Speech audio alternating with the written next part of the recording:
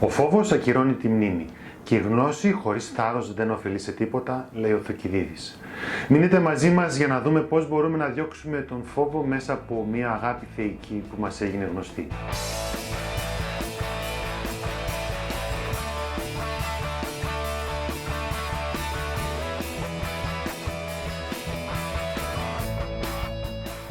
Σήμερα θα χρησιμοποιήσουμε ένα άλλο πρόσωπο της Αγίας Γραφής που δεν είναι άλλος από τον Ευαγγελιστή Ιωάννη, ενός εκ των μαθητών του Χριστού και συγγραφέα 5 βιβλίων που βρίσκονται στην Καινή Διαθήκη. Στην πρώτη επιστολή ο Ιωάννης μιλάει για κάτι που όλοι θέλουμε να έχουμε και για κάτι που όλοι θέλουμε να ξεφορτωθούμε. Μιλάει για 3 πράγματα που όλοι θα θέλαμε. Θέλουμε μια ολοκληρωμένη αγάπη μέσα μας.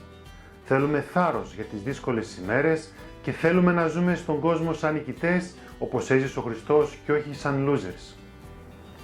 Και όσο αφορά αυτά που θέλουμε να ξεφορτωθούμε, στα οποία αναφέρεται, είναι ο φόβος, η τιμωρία και η κρίση.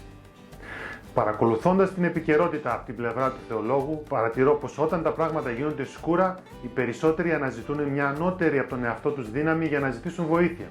Τις τελευταίες μέρες είδαμε κορυφαίο άθεο πολιτικό να επισκέφτεται εκκλησία για να προσευχηθεί στο Θεό για τη γυναίκα του που βρέθηκε θετική στον κορονοϊό.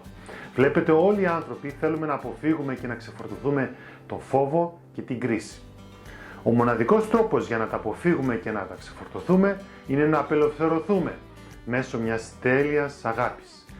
Μια αγάπη που κρατάει περισσότερο από αυτή που μπορούν να μας δώσουν τα αγαπητά μας πρόσωπα και δεν είναι άλλη από την αγάπη του Θεού, αρκεί να την αποδεχτούμε. Η τέλεια αγάπη, γράφει ο Ιωάννης, διώχνει μακριά το φόβο. Δεν χρησιμοποίησα τυχαία αποδεχτούμε γιατί ο Θεός πρώτος μας αγάπησε και η δική μας αγάπη προς το Θεό έρχεται σαν ανταπόκριση στη δική του αγάπη. Πώς μπορώ να αποδεχτώ την αγάπη του Θεού ή αν την έχω αποδεχτεί πώς μπορώ να το καταλάβω? Ο Ιωάννης δίνει απαντήσεις και στα 2 ερωτήματα μέσα από τα γράμματά του.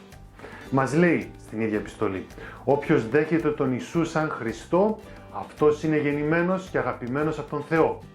Πάσο πιστεύουν ότι Ιησούς εστί ο Χριστός, εκ του Θεού γεγένεται, λέει το αρχαίο κείμενο.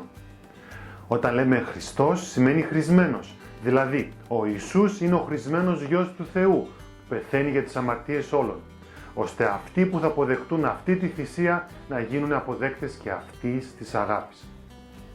Πώς μπορώ να αποδεχτώ την αγάπη του Θεού? Αποδεχόμενος τη θυσία του Χριστού για τα δικά μου λάθη. Αυτή η αγάπη μας δίνει θάρρος. Μας δίνει θάρρος για τις δύσκολες καταστάσεις που περνάμε, αλλά και για την ημέρα της κρίσης, η οποία θα φέρει την αρχή μιας αιώνιας αγάπης και ειρήνης σε έναν νέο κόσμο δίχως αμαρτία. Αυτή η αγάπη είναι ο ίδιος ο Θεός. Η αγάπη του Θεού αλλάζει τον άνθρωπο. Ο Ιωάννης λέει πως αυτή η αγάπη τη γνωρίζουμε και την εμπιστευόμαστε. Δεν είναι ούτε τυφλή ούτε κουφή. Ξέρετε, συγκριτικά, άμα χρησιμοποιήσουμε έναν παραλληλισμό της αγάπης του Θεού, με τη δική μας θα λέγαμε πως μοιάζει με ένα τρένο με ένα μυρμήγκι. Το μυρμήγκι σε καμία περίπτωση δεν μπορεί να θεωρηθεί απειλή για το τρένο. Απέναντία στο τρένο μπορεί να κάνει πάρα πολλά πράγματα στο μυρμήγκι. Αν αποδεχτείς την αγάπη του Θεού δεν θα μείνεις ίδιος, γιατί αυτή η αγάπη όσο την εμπιστεύεσαι σε αλλάζει προς το καλύτερο και αυτό είναι εμφανές σε όλο τον κόσμο. Εκτός από τον κορονοϊό έχουμε να αντιμετωπίσουμε και άλλες δυσάρεστες καταστάσεις, όπως ανθρώπους που μας πλήγωσαν ή τους πληγώσαμε εμείς. Η τέλεια αγάπη θεραπεύει και αυτές τις σχέσεις. Όμως, για να συγχωρέσεις και να αγαπήσεις κάποιον πρέπει πρώτα να αποδεχτείς την αγάπη του Θεού. Η τέλεια αγάπη διώχνει μακριά τους φόβους. Βάλε από τη μία τις δύσκολες καταστάσεις στη ζωή σου και το φόβο που προκαλούν αυτές και από την άλλη τον Θεό. Αν νιώθεις πως ο Θεός δεν μπορεί να σε βγάλει από τις δύσκολες καταστάσεις και ο φόβος θα παραμείνει για πάντα μέσα σου, τότε πρέπει να αναθεωρήσεις την έννοια Θεός στο μυαλό σου.